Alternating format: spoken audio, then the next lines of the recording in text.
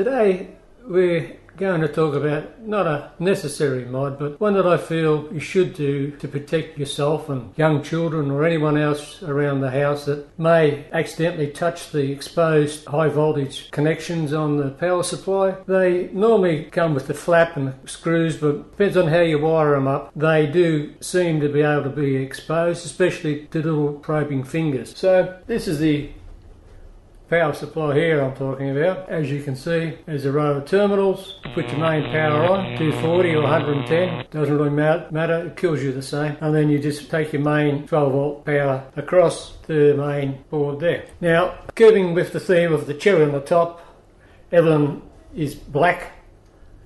I don't like these gaudy yellow, purple and blue colours that people ruin the look of it. To get it looking good, like I said in the beginning, beautiful woman, nice to look at, ugly machine, you don't like working on it. Better and the more professional the machine, the more better and professional you feel, and that results in your work. So that's why I just stripped it down like in the photos, sprayed the cover, put it back up, and as you can see, it looks a lot better than what you see in the photos on the brochures and that. So it sits there. The other problem is you have the cable, the power cable. Now, depends on where you live. You may get the exact one, but most of us don't. They send you the one for China or the UK or America, and you have to get adapters, and so you got the power point, then you got your adapter, then you got the plug, and it all hangs in loose, and if you knock it, it twists and bends and half it hangs down. So give it a flick and get a cable off an old appliance you got at home and use that if you want it. But I go one step further. I like using the old computer cables off the old monitors that used to be around, and it's that type. You can just plug it in and pull it out. Half the trouble is you didn't have the cable, you got to wrap the cable around the machine, and storage and all that becomes a bit of a problem. Totally removable cable, easy to store, easy to use on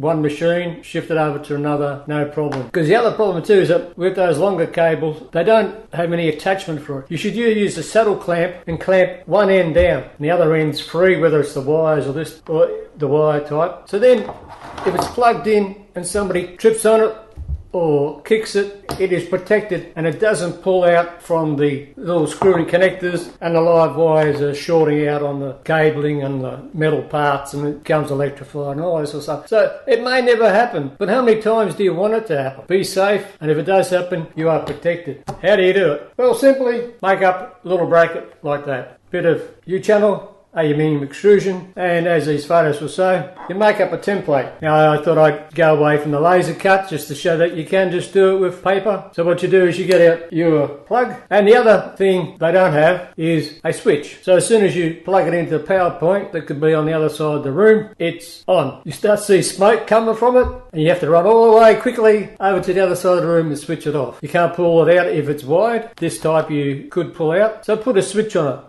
Also, they haven't got a fuse on there. I'd like to put a fuse, but I haven't done it at the moment. 12 volt fuse for the 12 volt power, or some of these sockets have an inbuilt fuse. So where do you get these from? You can buy them, but they're on the back of every old PC power supply that you've thrown out over the years. Windows 95, Windows XP, Windows Vista, all those old machines, all the old monitors, all that, they all have that. So you will have a selection like these photos will show, and you pick the one that best suits. Originally I was going to use one with little screws in it, but then this is the push type, so yeah, you just have to put a slot on. And the switch to live, which is brown. If you can't remember, from the old days it used to be red and black. Black was negative, red was positive, like the sun is positively red hot. So that's how you can remember it. The EU, which is falling apart, changes colours every 5 minutes. So the current colours are blue and brown and yellow and green striped for the ground of the earth. So how can you tell the blue and the black and the brown and the red? Well, easy to remember it this way. If the electrical authorities find you modifying high voltage power, they will belt you up black and blue. So black and blue. So the old black is now the new blue. So that means the brown is a red. So just think of you're doing something wrong, you're going to get belted up and you're going to become black and blue. One cable, soldered up, and it now goes from the power up to the switch and back up into connector there. I also don't like just having the bare wire. I like the terminals, push-in terminals, and don't solder your switch on because you won't be able to get it into the bracket. So you have your bracket, you have your switches.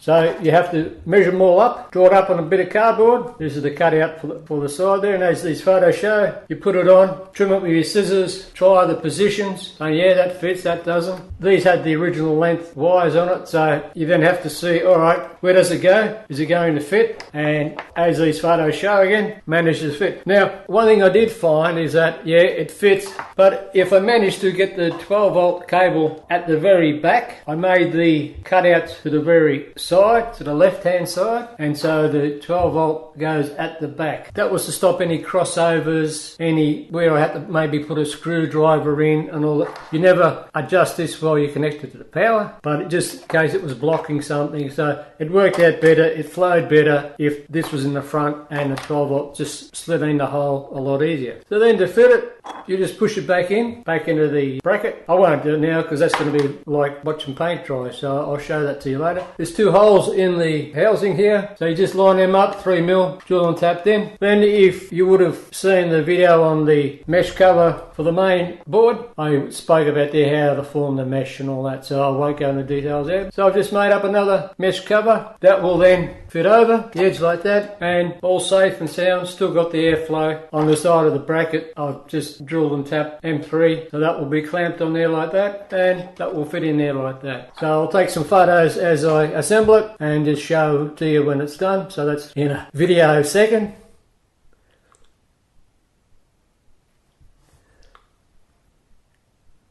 So that's what it looks like when it's all finished. So if you enjoyed this video, tell your friends, subscribe, spread the word. If you haven't, tell me why not. And as always, thanks for watching.